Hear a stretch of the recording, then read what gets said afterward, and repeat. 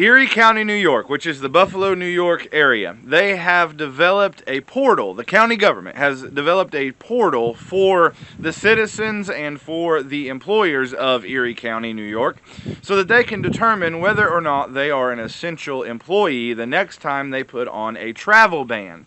They say, of course, they are doing this for emergencies such as heavy snow events, right? So Buffalo, New York, talking feet of snow at a time, or other emergencies. This concerns me a great deal, and I live nowhere near Buffalo, New York, or Erie County. I live in Missouri, and it still concerns me a great deal, and I would like to explain to you why. If this is interesting to you, I encourage you to stick around for the rest of the video. My name is Justin, and this is Built on Faith Homestead, or Leaving Egypt, depending on which video platform you like to watch your content on.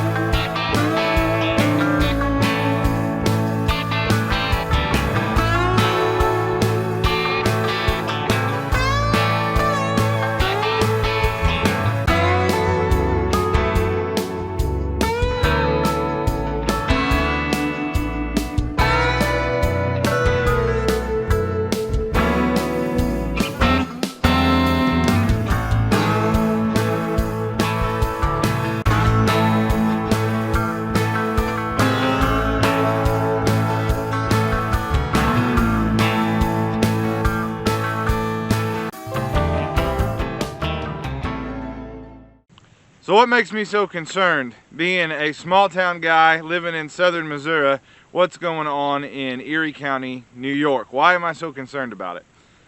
Well, I will put a link in the description box down below. It's like Channel 7 News out of Buffalo or whatever it is. But they're saying, listen, we want to develop this portal, or we are developed or have developed this portal for employees and for citizens so that they can know whether or not they're an essential employee. And in the article it says that law enforcement will be able to punish those that are traveling during a travel ban if they're not supposed to be traveling. The reason why that concerns me is right now that is just Erie County, New York. However, it seems to me, especially after the last few years of what we have been through, that this is an overarching goal nationwide and eventually worldwide, to restrict who can travel and when they can travel. If you're a follower of my channel, you know that I've done a lot of videos lately about the UN and specifically the WHO, the World Health Organization, the medical arm of the UN, and how that they are developing this pandemic preparedness accord, and how it is supposed to be some sort of kind of law for the nations of the world to follow when there's a pandemic. And one of the things they say is a pandemic, or a potential pandemic, is climate change, global warming, right? And so they're saying they're going to use this One Health approach. The One Health approach is whenever they factor in the climate, the earth around you, right? The grass and the trees and all of that, the animals and humans, and how they're affected by disease and viruses and infections and all of those kinds of things, but also climate control, global warming, right? So if they decide in Erie County, Buffalo, New York area, if they decide that we need to have 3 days a week of travel bans for non-essential employees for climate crisis issues so that we can keep the world from warming up, right? What if they decide that? What if that trickles through the WHO and trickles through the UN? In case you haven't noticed, what Erie County, New York is doing, it goes right in lockstep with what the UN is pushing. This idea did not come from the people that are in charge in Erie County, New York. This idea came from the UN and it trickled down to Erie County, New York. Also, once again, if you're like, Justin, this is just one county, why are you making such a big deal about this? Well, here's the deal. If you've paid attention at all, what you're going to find is around the world, global leaders and different people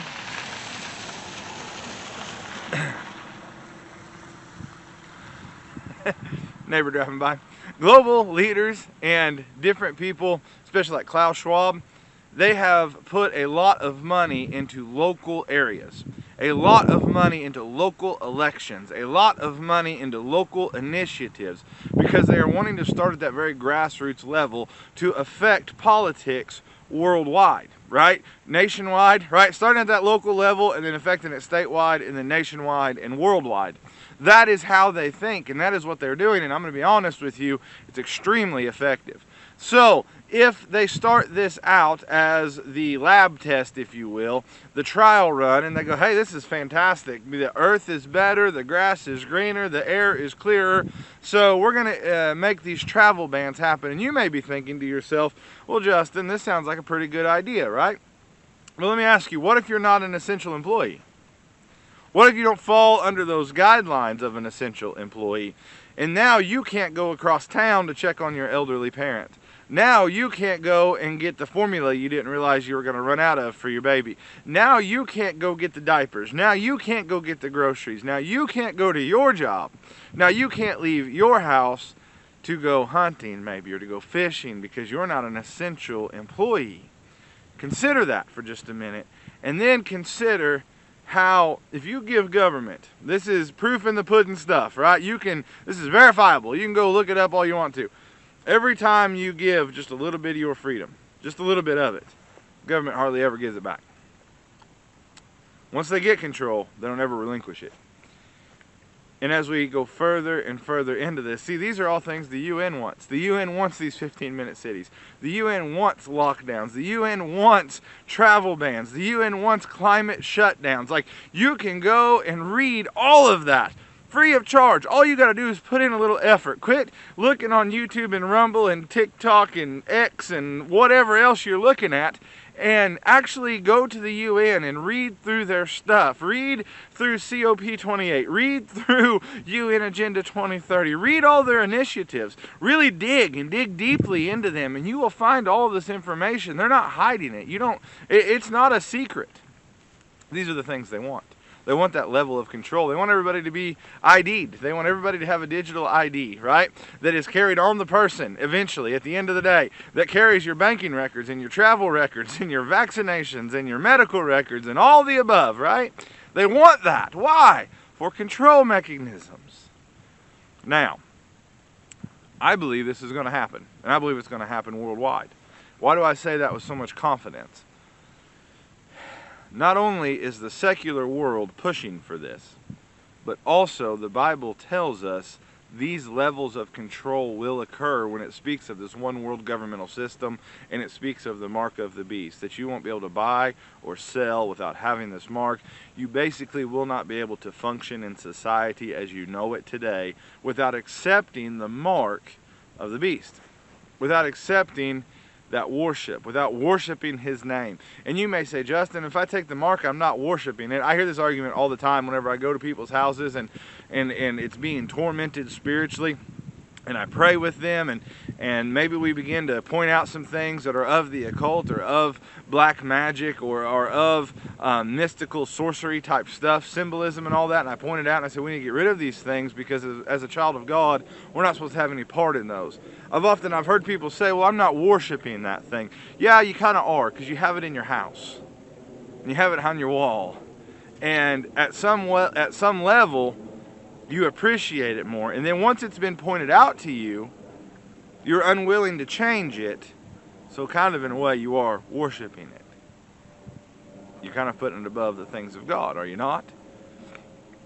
Whenever you use this one world governmental system, and the Antichrist and his mark and all of that, when you use that as, that's what's going to feed me, that's what's going to protect me, that's how we're going to save the planet, that's how we're going to keep our home, that's how we're going to be taken care of, then you're depending on that in a way that is a form of worship, in that you are having dependency on that thing, whatever that thing might be, which is the Antichrist, the mark of the beast, right? But the Bible says that there'll be that kind of control, that you won't be able to buy or sell without it, which means you basically won't be able to function in society. We are heading closer and closer to that all the time. The secular world, they may not believe in the Bible, but they're sure pushing for what the Bible says will come. My name is Justin. This has been Built on Faith Homestead, or Leaving Egypt. I appreciate you watching. We'll catch you on the next video.